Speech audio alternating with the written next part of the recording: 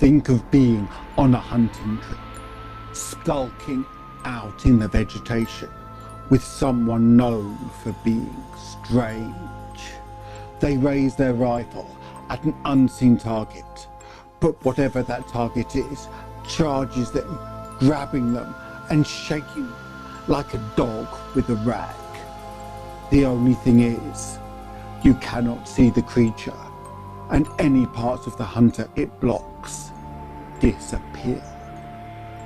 This is the tale told at the inquest into the death of Hugh Morgan. But what truth lies behind the story? Hear the testimony, the details from Morgan's own journal, and the jury's decision. Then make your own mind up in The Damned Thing by Ambrose Bierce. To continue making content, we need to grow, so please like, subscribe, and be sure to click the bell, lest YouTube fails to tell you we are starting. But just as importantly, comment and share. The comments act like a book club, so come join in the fun. The algorithm must be fed, or else it will consume the channel, and comments are one of its favourite meals. Only you can feed it. To stay safe from the algorithm, consider joining the channel and help guide our explorations into the dark and terrible, either on Patreon or on YouTube, coming soon. In part 1, the inquest starts and we hear the testimony of William Harker. It's time to enter the Cave of Chronicles.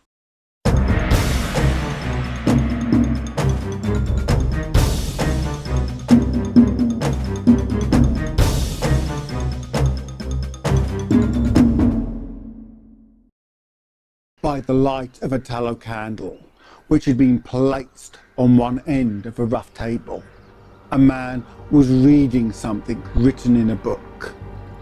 It was an old account book, greatly worn, and the writing was not apparently very legible. For the man sometimes held the page close to the flame of the candle to get stronger light upon it. The shadow of the book would then throw into obscurity a half of the room, darkening a number of faces and figures. For besides the reader, 8 other men were present. 7 of them sat against the rough log walls, silent and motionless. And the room being small, not very far from the table. By extending an arm, any one of them could have touched the 8th man, who lay on the table, face upward, partly covered by a sheet, his arms at his side. He was dead. The man with the book was not reading aloud, and no one spoke. All seemed to be waiting for something to occur. The dead man only was without expectation. From the blank darkness outside came in, through the aperture that served for a window, all the ever unfamiliar noises of the night in the wilderness. The long, nameless note of a distant coyote, the silly, pulsing trill of tireless insects in trees, strange cries of night birds so different from those birds of day, the drone of great bludgeoning beetles, and all that mysterious chorus of small sounds that always seem to have been but half heard when they have suddenly ceased, as if conscious of an indiscretion. But nothing of all this was noted in that company. Its members were not overmuch addicted to idle interest in matters of no practical importance. It was obvious in every line of their rugged faces, obvious even in the dim light of the single candle, They were evidently men of the vicinity, farmers and woodsmen. The person reading was a trifle different. One would have said of him that he was of the world, worldly, albeit that there was that in his attire which attested to a certain fellowship with the organisms of his environment. His coat would hardly have passed muster in San Francisco.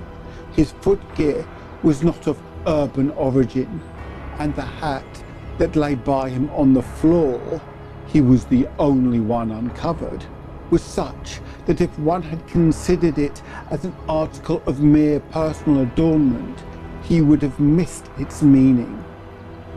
In countenance, the man was rather prepossessing, with just a hint of sternness, though that he may have assumed or cultivated as appropriate to one in authority. For he was a coroner. It was by virtue of his office that he had the possession of the book in which he was reading. It had been found among the dead man's effects in his cabin, where the inquest was now taking place. When the coroner had finished reading the book, he put it into his breast pocket. At that moment, the door was pushed open and a young man entered. He was clearly not of mountain birth and breeding. He was clad as those who dwelt in cities. His clothing was dusty, however, as from travel. He had in fact been riding hard to attend the inquest. The coroner nodded. No one else greeted him. "We have waited for you," said the coroner. "It is necessary to have done with this business tonight." The young man smiled. "I am sorry to have kept you," he said. "I went away, not to evade your summons, but to post to my newspaper an account of what I suppose I am called back to relate." The coroner smiled. "The account that you posted to your newspaper," he said, "differs probably from that which you will give here under oath." "That," replied the other, rather hotly, with a visible flush, "is as you choose. I used manifold paper and have a copy of what I send.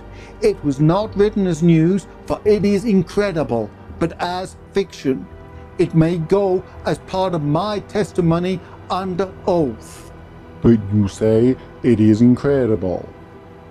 "That is nothing to you, sir, if I also swear that it is true."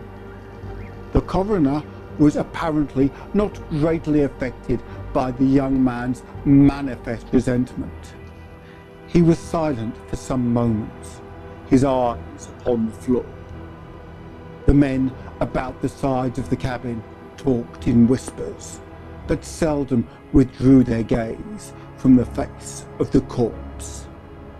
Presently, the coroner lifted his eyes and said, "We will resume the inquest."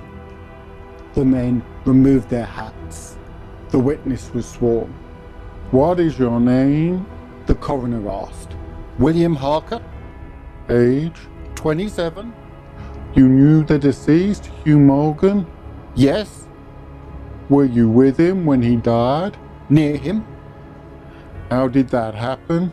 Your presence, I mean." "I was visiting him at the place to shoot and fish. A part of my purpose, however, was to study him and his odd, solitary way of life. He seemed a good model for a character in fiction. I sometimes write stories." "I sometimes read them." "Thank you." "Stories in general, not yours." Some of the jurors laughed against a somber background humor shows highlights. Soldiers in the intervals of battle laugh easily, and jest in the death chamber conquers by surprise. "Relate the circumstances of this man's death," said the coroner. You may use any notes or memoranda that you please. The witness understood. Pulling a manuscript from his breast pocket, he held it near the candle, and turning the leaves until he found the passage that he wanted, began to read. The sun had hardly risen when we left the house.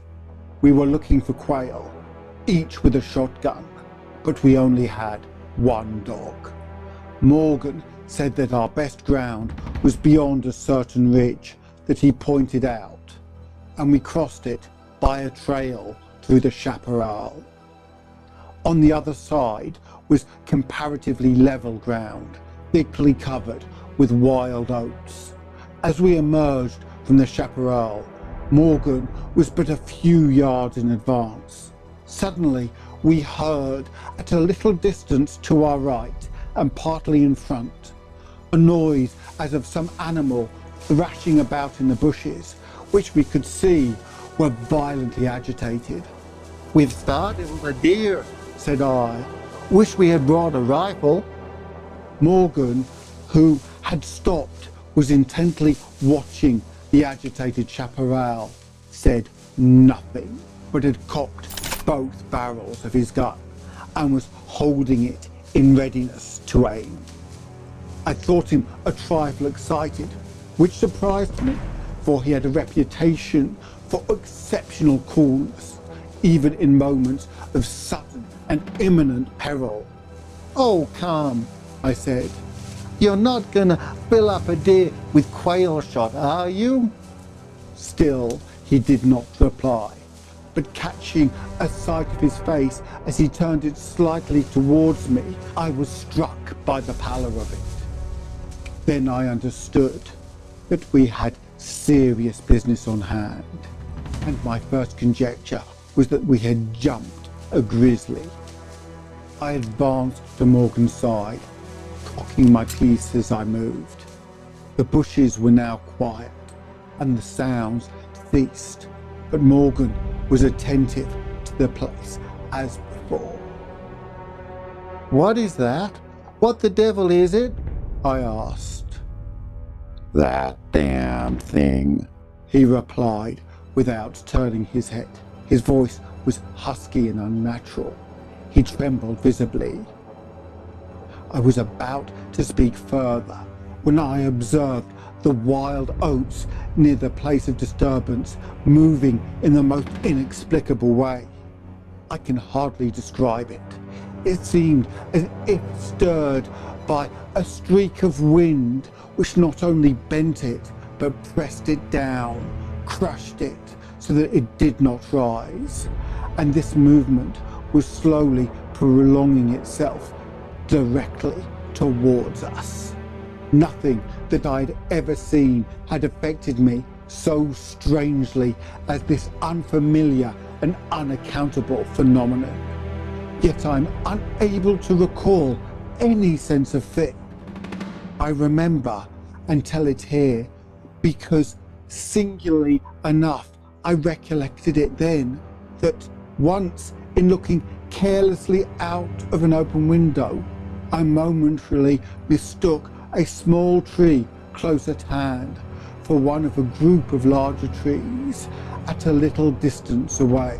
It looked the same size as the others, but being more distinctly and sharply defined in mass and detail, seemed out of harmony with them.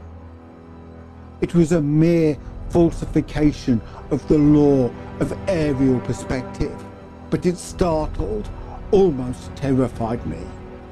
We so rely upon orderly operation of the familiar natural laws that any seeming suspension of them is noted as a menace to our safety, a warning of unthinkable calamity. So now the apparently causeless movement of the herbage and the slow, undeviating approach of the line of disturbance were distinctly disquieting. My companion appeared actually frightened, and I could hardly credit my senses when I saw him suddenly throw his gun to his shoulder and fire both barrels at the agitated grass. Before the smoke of the discharge had cleared away, I heard a loud, savage cry and a scream like that of a wild animal, and, flinging his gun upon the ground, Morgan sprang away and ran swiftly from the spot.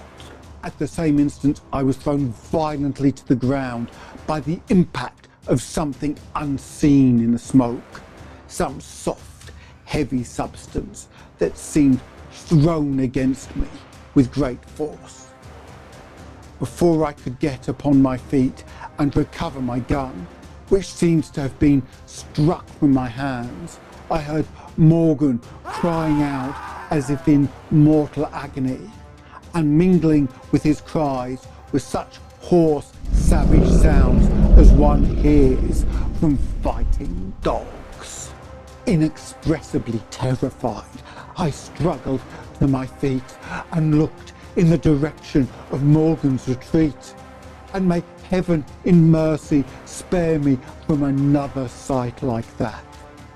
At a distance of less than 30 yards was my friend, down upon one knee, his head thrown back at a frightful angle, hatless, his long hair in disorder and his whole body in violent movement from side to side, backward and forward.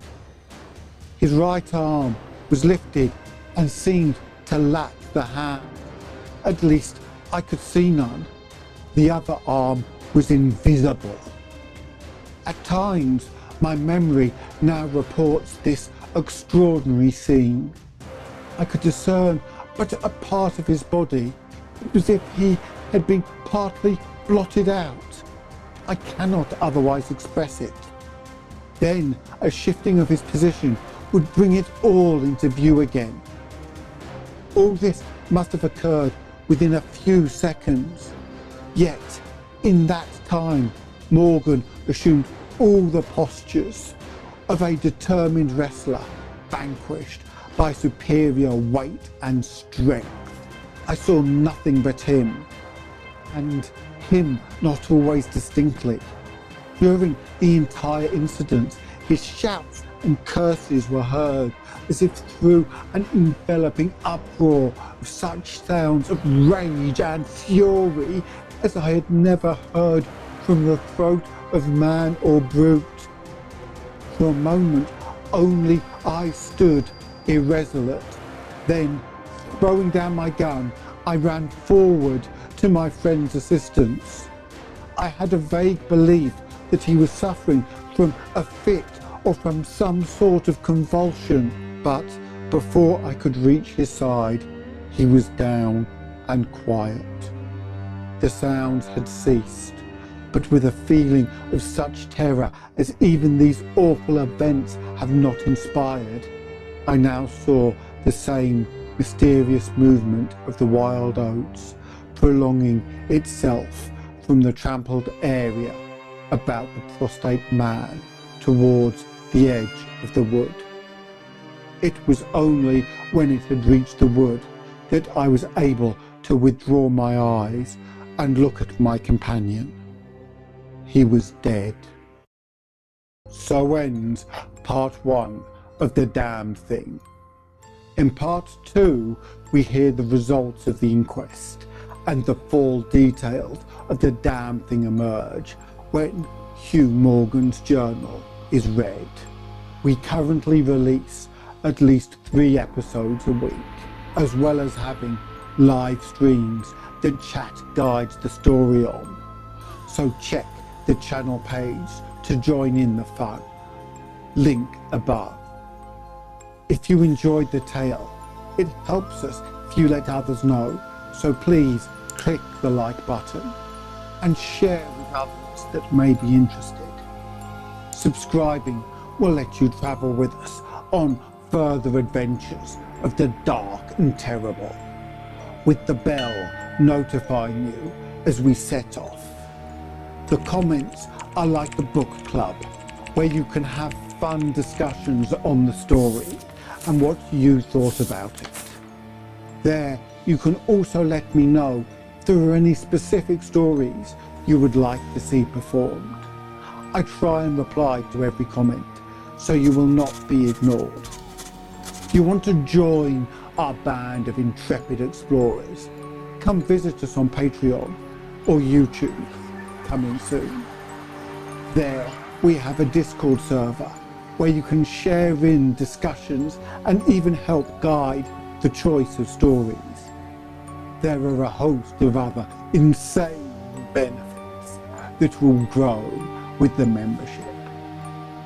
There is even a free tier if you just want to show support while getting notifications and updates. But subscribing is more than enough if that is all you can afford. See the description for details of the Patreon and a link to Canje Studios to find out about modern board games where you can create your own dark and terrible stories. Click the end screen to subscribe, go to the next story in the series, or hear about Dracula's guest. Until next time, farewell. But think on this. There are horrors beyond life's edge that we do not suspect, and once in a while, man's evil prying calls them just within our range.